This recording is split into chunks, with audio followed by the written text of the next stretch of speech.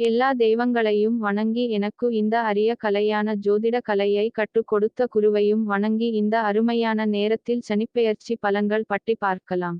தனுசு ராசிக்கு 2ஆம் இடத்தில் இருந்து வந்த சனி பகவான் 3ஆம் இடமான சகாய ஸ்தானத்திற்கு பெயர்ச்சி அடைய இருக்கின்றார். சனி தன்னுடைய 3ஆம் பார்வையாக புத்திர ஸ்தானத்தை பார்ப்பதினால் எதிலும் பற்று இல்லாமல் செயல்படுவீர்கள். குழந்தைகள் வழியில் சுப செய்திகளும் மகிழ்ச்சியான சூழ்நிலைகளும் நன்மைகளும் ஏற்படும். பொழுதுபோக்கு தொடர்பான செயல்பாடுகளில் ஆர்வம் குறையும். வாகனம் மாறுவது தொடர்பான செயல்பாடுகளில் இருந்து வந்த இழுபறிகள் நீங்கும். உடனிருப்பவர்கள் பற்றிய புரிதல்கள் மேம்படும். சனி தன்னுடைய 7ஆம் பார்வையாக சிம்ம ராசியான பாக்கிய ஸ்தானத்தை பார்ப்பதினால் அரசு தொடர்புகளின் மூலம் சாதகமான சூழ்நிலைகள் ஏற்படும். நீண்ட தூரப் பயணங்களால் நன்மை உண்டாகும். ஆராய்ச்சியில் ஈடுபட்டுள்ளவர்களுக்கு எண்ணிய முடிவுகள் காலதாமதமாகி கிடைக்கும். தந்தையிடம் கருத்து வேறுபாடுகள் ஏற்பட்டு நீங்கும். அதிர்ஷ்டகரமான சில வாய்ப்புகள் கிடைக்கும். வெளிநாட்டு தொடர்பான வர்த்தகத்தில் அரசு விதிகளுக்கு கட்டுப்பட்டு செயல்படவும். சனி தன்னுடைய 10ஆம் பார்வையாக விருச்சிக ராசியான போக ஸ்தானத்தை பார்ப்பதினால் மனதில் இருந்து வந்த குழப்பங்கள் நீங்கி நிம்மதி கிடைக்கும்.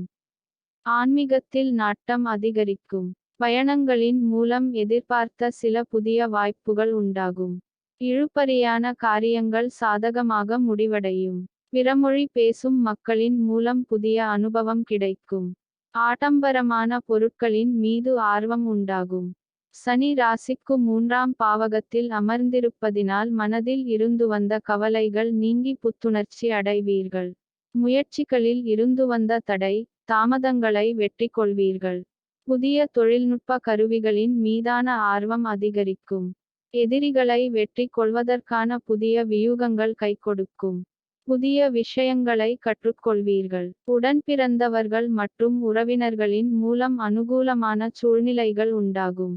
உங்களை பற்றிய சில வதந்திகளுக்கு முற்றுப்புள்ளி வைப்பீர்கள். எதையும் சமாளிக்கும் தன்னம்பிக்கையும் மனப்பக்குவமும் உண்டாகும். மறைமுகமாக இருந்து வந்த சில திறமைகளை வெளிப்படுத்தி பாராட்டுகளை பெறுவீர்கள். தாய்மாமன் வழியில் எதிர்பார்த்த சில உதவிகள் காலதாமதமாக கிடைக்கும். உடன்பிறந்தவர்களின் ஒத்துழைப்பு மேம்படும். செல்வச்சேர்க்கை சார்ந்த சிந்தனைகள் மனதில் மேம்படும். எதிர்காலம் சார்ந்த தெளிவான முடிவுகளை எடுப்பீர்கள். நெருக்கமானவர்களை பற்றிய புரிதலும், உங்களைப் பற்றிய பலம் மற்றும் பலவீனங்களையும் புரிந்து கொள்வீர்கள். மாணவர்களுக்கு கல்வி நிமித்தமான ஆலோசனைகள் கிடைக்கும். உடல் ஆரோக்கியம் சார்ந்த இன்னல்கள் குறையும். வளர்ப்பு பிராணிகளிடம் கவனத்துடன் இருக்க வேண்டும். வெளியூர் மற்றும் வெளிநாட்டு தொடர்பான கல்வி சார்ந்த முயற்சிகளில் சிறு தடைகளும். நடைபெற இருக்கின்ற சனிப்பெயர்ச்சியில் மனை நிமித்தமான செயல்பாடுகளில் இருந்து வந்த காலதாமதம் குறையும். மேலும் மூத்த உடன்பிறப்புகளிடம் இருந்து வந்த கருத்து வேறுபாடுகள் நீங்கி ஒற்றுமை அதிகரிக்கும். மனதை உறுத்திக் கொண்டு இருந்த கவலைகள் குறையும். தனவரவுகளின் மூலம் சேமிப்பு அதிகரிக்கும். நடைபெற இருக்கின்ற சனிப்பெயர்ச்சியில் வித்தியாசமான சிந்தனைகளின் மூலம் குழப்பங்கள் தோன்றி மறையும். மேலும் நீண்ட நேரம் கண்விழிப்பதை குறைத்து கொள்வது நல்லது. சிந்தனைகளில் சோர்வுமும் செயல்பாடுகளில் ஒருவிதமான கட்டுப்பாடும் ஏற்படும். அரசு பணிகளில் நிதானத்துடன் செயல்படவும். குலதெய்வத்தை வழிபடுவதன் மூலம் மனதில் நினைத்த காரியம் ஈடேறும்.